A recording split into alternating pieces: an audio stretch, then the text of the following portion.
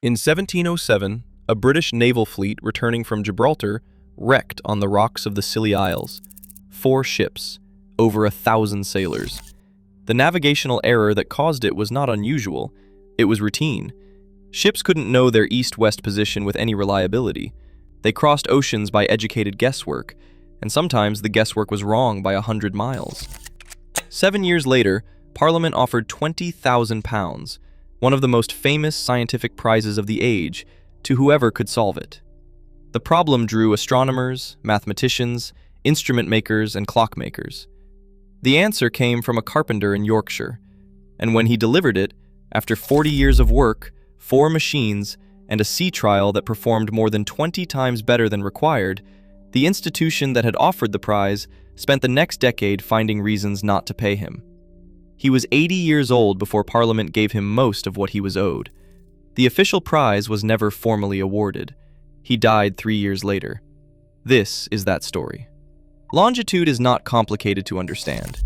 To know how far east or west you are, you need to compare 2 times simultaneously: the local time where you are right now, which you can calculate from the sun, and the time at a fixed reference point back home.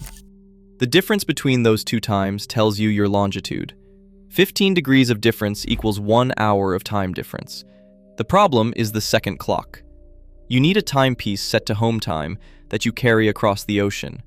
And no clock in the early 18th century could survive a sea voyage with anything approaching the required accuracy. Pendulums don't work on rolling ships. Temperature changes affect metal. Humidity affects movement. The best clocks of the era would lose or gain minutes per day at sea, and a single minute of error at the equator translates to roughly 17 miles of positional uncertainty. The establishment assumed the answer would come from astronomy, from better calculations of the moon's position relative to the stars. The lunar distance method, backed by the Royal Society, championed by mathematicians with state support and the best instruments available. Isaac Newton himself was on the original Board of Longitude. These were serious people with serious credentials. Nobody was seriously expecting a carpenter. John Harrison was born in 1693 in Yorkshire, the son of a carpenter. He had no formal scientific education. He learned by doing, by taking things apart, building things, understanding how mechanisms worked through direct physical experiment rather than mathematical theory. By his early 20s, he was building clocks, extraordinary clocks. His early pendulum clocks were made partly from wood, lignum vitae, a tropical hardwood so dense and oily it requires no lubrication, and they were more accurate than anything the trained London clockmakers were producing. He invented things as he went because he didn't know the conventional ways to do it and had to find his own. A new type of escapement, called the grasshopper, that ran without oil and without the friction and wear that degraded conventional mechanisms over time. He invented these things because he didn't know enough to know they weren't possible. In 1730, he made the journey to London with a design for a marine timekeeper. No connections, no credentials, no patrons.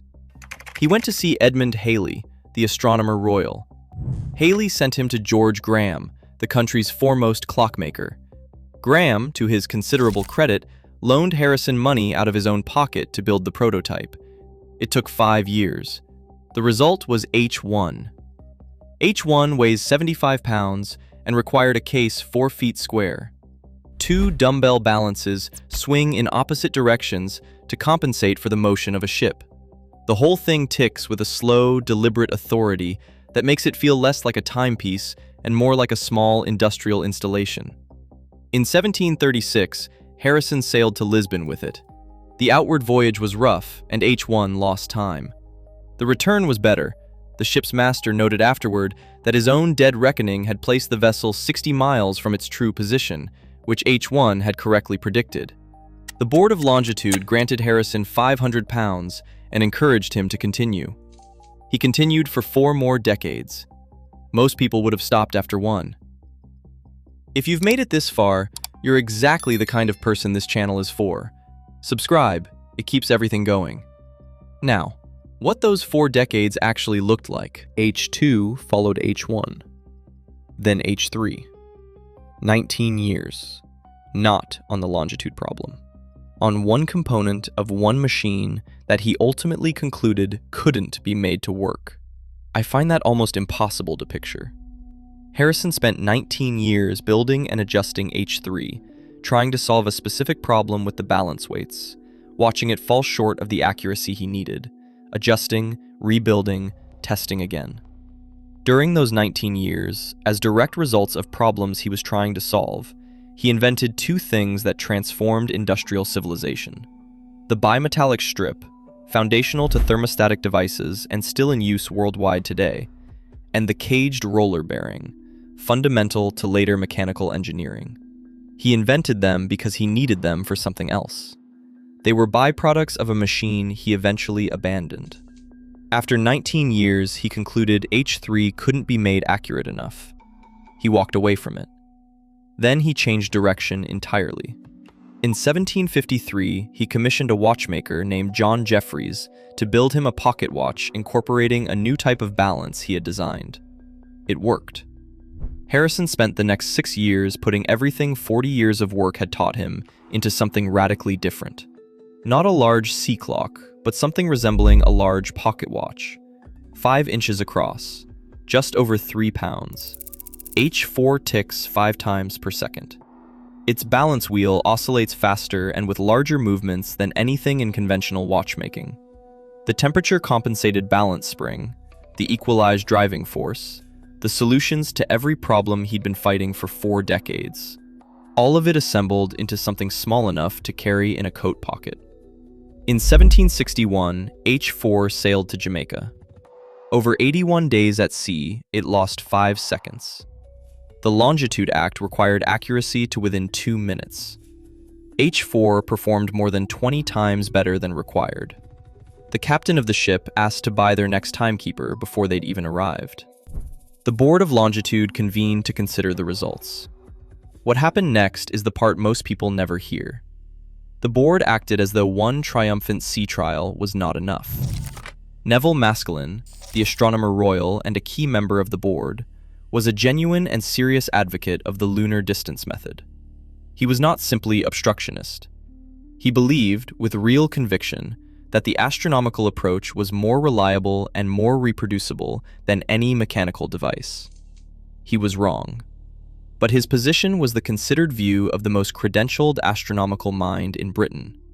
It was also, as it happened, the view that kept the prize money away from a self-taught carpenter from Yorkshire. The board's conditions multiplied. Copies of H4 had to be made and independently tested. Harrison had to disclose the complete workings of H4 to a specially appointed committee. He had to hand over all 4 of his timekeepers, his life's work, to the board. Half the prize money was offered, contingent on all of this. The other half would follow once other makers had built watches of equivalent accuracy. Harrison was 68 years old. After weeks of standoff, he and his son William agreed. In August 1765, 6 experts gathered at Harrison's house and examined H4. A week later, they declared the disclosure complete. Harrison received £10,000. The board took H4 away for testing at the Royal Observatory under Maskelyne. Harrison believed strongly that Maskelyne's handling and maintenance of H4 understated its real performance. The dispute became bitter. Harrison produced pamphlets making his case. The fight ground on for years. The conflict itself is worth understanding clearly, because it's not what it looks like on the surface. Harrison wasn't simply fighting class snobbery, though there was certainly some of that. He was fighting a worldview. The Board of Longitude was defending an entire approach to the problem: the astronomical tradition, the approach of the Royal Society and the mathematical establishment, against a mechanical solution that came from entirely outside their world. Fully accepting H4 meant acknowledging that a watchmaker had solved in brass and spring what they had tried to solve in stars and tables. That concession is always harder to make than it looks from the outside. In 1772, Harrison was 79 years old, and the dispute was unresolved. He requested an audience with King George III. The king agreed. George III tested H5, Harrison's 5th timekeeper, himself at the palace, conducting daily observations over 10 weeks. He found it accurate to within a third of a second per day. He was furious on Harrison's behalf. He told Harrison directly that he had been cruelly wronged and that he, the king, would see him righted. He threatened to appear before Parliament in person. He advised Harrison to petition Parliament directly. In 1773, when Harrison was 80 years old, Parliament awarded him £8,750. Added to the sums he had received along the way, his total lifetime payments came to £23,065, not paid as the clean official prize promised in 1714, but accumulated piecemeal across decades of negotiation, disclosure, and dispute. The official Longitude Prize was never formally awarded to anyone. Harrison died on March 24, 1776. He was 82. 3 years after Parliament's payment, 59 years after the Scilly Isles disaster, 46 years after he first walked into George Graham's workshop with a design, James Cook's second voyage carried K1, a copy of H4 made by watchmaker Larkham Kendall. Cook reported that the watch had exceeded his expectations and had been their faithful guide through all the vicissitudes of climate. By 1815, there were more than 5,000 marine chronometers in service at sea. When Darwin sailed on the Beagle in 1831, the ship carried 22. H4 sits in a glass case at the Royal Observatory in Greenwich today. It is kept stopped. Unlike H1, H2, and H3, it requires oil for lubrication and would degrade if allowed to run. The instrument that solved the longitude problem cannot be allowed to tick. Its work was finished decades before anyone properly acknowledged it was done. That feels right somehow, not as a tragedy, but as an accurate summary. The longitude problem killed sailors for as long as ships crossed oceans. The establishment assumed the answer would emerge from astronomy, from the mathematical tradition, from people who already knew the language of precision.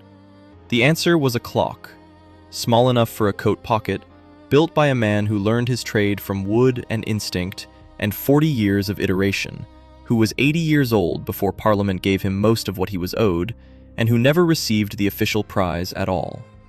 The institution looked at the sky for 60 years. The answer was on a workbench in Yorkshire. Nobody noticed. Not the astronomers, not the mathematicians, not the Board of Longitude with its Newton and its Astronomer Royal and its £20,000, until a carpenter built something that worked so well they spent decades finding reasons not to admit it. Thank you for watching. If this is the kind of story you want more of, subscribe and leave a comment. Tell me what hidden answer you think history got wrong. See you next time.